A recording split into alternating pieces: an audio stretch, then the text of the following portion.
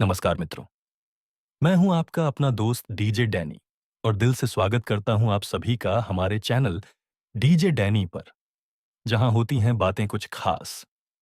आज हम आपके लिए लाए हैं भागवत गीता की ऑडियो बुक का पहला अध्याय, जिसका नाम है अर्जुन विषाद योग, सरल और भावपूर्ण हिंदी भाषा में। तो आइए भगवान श्री कृष्ण के दिव्य नाम के स्मरण के साथ आरंभ करते हैं अध्याय 1। भगवद गीता का पहला अध्याय अर्जुन विषाद योग उन पात्रों और परिस्थितियों का परिचय कराता है जिनके कारण पांडवों और कौरवों के बीच महाभारत का महासंग्राम हुआ। यह अध्याय उन कारणों का वर्णन करता है जिनके कारण भगवद गीता का ईश्वरावेश हुआ। जब महाबली योद्धा अर्जुन दोनों पक्षों पर युद्ध के लिए तैयार खड़े योद्धाओं को देखते हैं, तो वह अपने ही रिश्तेदारों एवं मित्रों को खोने के डर तथा फलस्वरूप पापों के कारण दुखी और उदास हो जाते हैं। इसलिए वह श्री कृष्ण को पूरी तरह से आत्मसमर्पण करते हैं। इस प्रकार भगवद गीता के ज्ञान का प्रकाश होता है। धृतराष्ट्र बोले, हे संजय, धर्म भूमि कुरुक्षेत्र में युद्ध की इच्छा से इकट्ठे हुए मेरे और पांडु के पुत्रों ने भी क्या किया।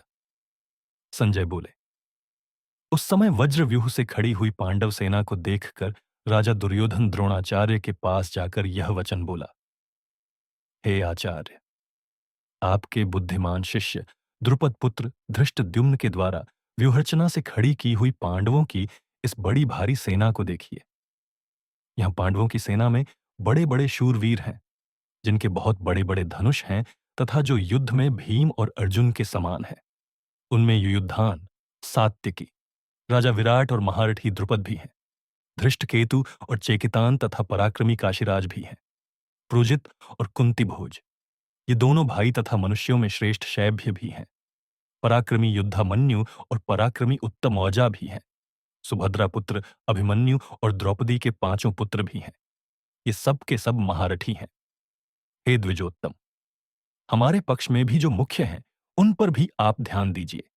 आपको याद दिलाने के लिए मेरी सेना के जो नायक हैं, उनको मैं कहता हूं।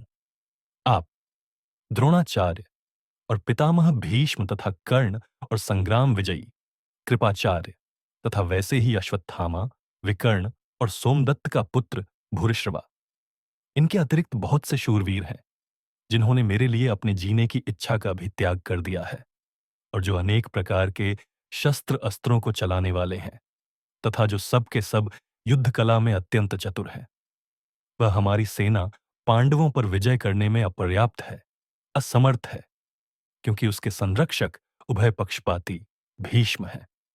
परंतु इन पांडवों की सेना हमारे पर विजय करने में पर्याप्त है, समर्थ है, क्योंकि इसके संरक्षक निज सेना पक्षपाती भीमसेन है। आप सब के सब लोग सभी मोर्चों पर अपनी अपनी जगह दृढ़ता से स्थित रहते हुए ही पितामह भीष्म की चारों ओर से रक्षा करें। दुर्योधन के हृदय में हर्ष उत्पन्न करते हुए कुरुवृद्ध प्रभावशाली पितामह भीष्म ने सिंह के समान गरज कर जोर से शंख बजाया। उसके बाद शंख, भेरी, नगाड़े, ढोल, मृदंग और नरसिंघे बाजे एक साथ बज उठे। उनका वह शब्द बड़ा भयंकर हुआ। उसके बाद सफेद घोड़ों से युक्त महान रथ पर बैठे हुए लक्ष्मीपति भगवान श्री कृष्ण और पांडुपुत्र अर्जुन ने दिव्य शंखों को बड़े जोर से बजाया। अंतर्यामी भगवान श्री कृष्ण ने पांचजन्य नामक तथा धनंजय अर्जुन ने देवदत्त नामक शंख बजाया और भयानक कर्म करने वाले वृकोदर भीम ने पौंड नामक महाशंख बजाया। कुंती पुत्र राजा युधिष्ठिर ने अनंत विजय नामक शंख बजाया तथा नकुल और सहदेव ने सुघोष और मणिपुष्पक नामक शंख बजाए। हे राजन, श्रेष्ठ धनुष वाले काशीराज और महारथी शिखंडी तथा धृष्टद्युम्न एवं राजा विराट और अजेय सात्यकी, राजा द्रुपद और द्रौपदी के पांचों पुत्र तथा लंबी लंबी भुजाओं वाले सुभद्रा पुत्र अभिमन्यु, इन सभी ने सब ओर से अलग अलग अपने अपने शंख बजाए। पांडव सेना के शंखों के उस भयंकर शब्द ने आकाश और पृथ्वी को भी गूंजाते हुए अन्यायपूर्वक राज्य हड़पने वाले दुर्योधन आदि के हृदय विदीर्ण कर दिए। हे महीपते, धृतराष्ट्र, अब शस्त्रों के चलने की तैयारी हो ही रही थी कि उस समय अन्यायपूर्वक राज्य को धारण करने वाले राजाओं और उनके साथियों को व्यवस्थित रूप से सामने खड़े हुए देखकर कपिध्वज पांडुपुत्र अर्जुन ने अपना गांडीव धनुष उठा लिया और अंतर्यामी भगवान श्री कृष्ण से ये वचन बोले। अर्जुन बोले, हे अच्युत, दोनों सेनाओं के मध्य में मेरे रथ को आप तब तक खड़ा कीजिए जब तक मैं युद्ध क्षेत्र में खड़े हुए इन युद्ध की इच्छा वालों को देख न लूं कि इस युद्ध रूप उद्योग में मुझे किन किन के साथ युद्ध करना योग्य है। दुष्ट बुद्धि। दुर्योधन का युद्ध में प्रिय करने की इच्छा वाले जो ये राजा लोग इस सेना में आए हुए हैं, युद्ध करने को उतावले हुए इन सबको मैं देख लूं। संजय बोले, हे भरतवंशी राजन, निद्रा विजयी अर्जुन के द्वारा इस तरह कहने पर अंतर्यामी भगवान श्री कृष्ण ने दोनों सेनाओं के मध्य भाग में पितामह भीष्म और आचार्य द्रोण के सामने तथा संपूर्ण राजाओं के सामने श्रेष्ठ रथ को खड़ा करके इस तरह कहा कि हे पार्थ, इन इकट्ठे हुए कुरुवंशियों को देख। उसके बाद पृथानंदन अर्जुन ने उन दोनों ही सेनाओं में स्थित पिताओं को, पितामहों को, आचार्यों को, मामाओं को, भाइयों को, पुत्रों को, पौत्रों को तथा मित्रों को, ससुरों को और सुहृदों को भी देखा। अपनी अपनी जगह पर स्थित उन संपूर्ण बांधवों को देखकर वे कुंती नंदन अर्जुन अत्यंत कायरता से युक्त होकर विषाद करते हुए ये वचन बोले। अर्जुन बोले, हे कृष्ण, युद्ध की इच्छा वाले इस कुटुंब समुदाय को अपने सामने उपस्थित देखकर मेरे अंग शिथिल हो रहे हैं और मुख सूख रहा है तथा मेरे शरीर में कंपकंपी आ रही है एवं रोंगटे खड़े हो रहे हैं। हाथ से गांडीव धनुष गिर रहा है और त्वचा भी जल रही है। मेरा मन भ्रमित सा हो रहा है और मैं खड़े रहने में भी असमर्थ हो रहा हूं। हे केशव, मैं लक्षणों, शकुनों को भी विपरीत देख रहा हूं और युद्ध में स्वजनों को मारकर श्रेय लाभ भी नहीं देख रहा हूं। हे कृष्ण, मैं न तो विजय चाहता हूं, न राज्य चाहता हूं और न सुखों को ही चाहता हूं। हे गोविंद, हम लोगों को राज्य से क्या लाभ, भोगों से क्या लाभ अथवा जीने से भी क्या लाभ? जिनके लिए हमारी राज्य, भोग और सुख की इच्छा है, वे ही ये सब अपने प्राणों की ओर धन की आशा का त्याग करके युद्ध में खड़े हैं। आचार्य, पिता, पुत्र और उसी प्रकार पितामह, मामा, ससुर, पौत्र, साले तथा अन्य जितने भी संबंधी हैं, मुझ पर प्रहार करने पर भी मैं इनको मारना नहीं चाहता। और हे मधुसूदन, मुझे त्रिलोकी का राज्य मिलता हो तो भी मैं इनको मारना नहीं चाहता। फिर पृथ्वी के लिए तो मैं इनको मारूं ही क्या?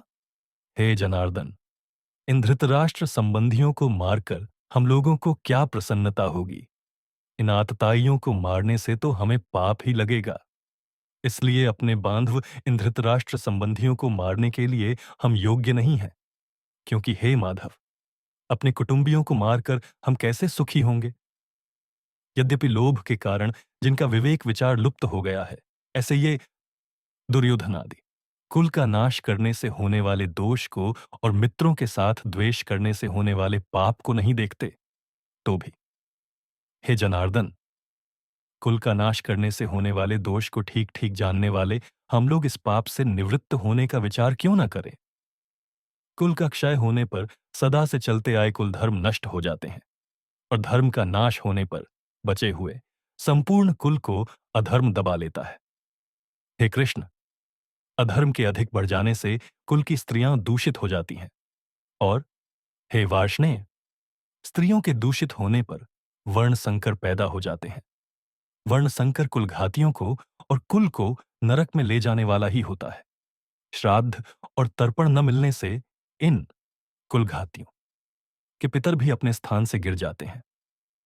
इन वर्ण संकर पैदा करने वाले दोषों से कुलघातियों के सदा से चलते आए कुल धर्म और जाति धर्म नष्ट हो जाते हैं।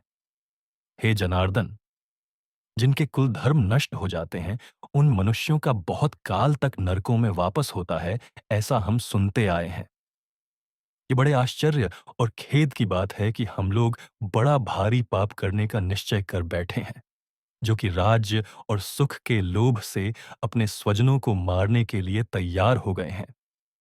अगर ये हाथों में शस्त्र अस्त्र लिए हुए धृतराष्ट्र के पक्षपाती लोग युद्ध भूमि में सामना न करने वाले तथा शस्त्र रहित मुझको मार भी दें, तो वह मेरे लिए बड़ा ही हितकारक होगा। संजय बोले, ऐसा कहकर शोकाकुल मन वाले अर्जुन बाण सहित धनुष का त्याग करके युद्ध भूमि में रथ के मध्य भाग में बैठ गए। यहीं पर हमारा यह अध्याय पूर्ण होता है। आशा करता हूं कि ऑडियो बुक आपको पसंद आई होगी। अगर आपने कुछ नया सीखा हो या आपको प्रेरणा मिली हो, तो कृपया इस वीडियो को अपने मित्रों और परिवारजनों के साथ जरूर शेयर करें। साथ ही हमारे चैनल को लाइक करें, शेयर करें और सब्सक्राइब करना न भूलें, ताकि हम इसी तरह भक्ति से भरपूर ऑडियो बुक्स आपके लिए लाते रहें।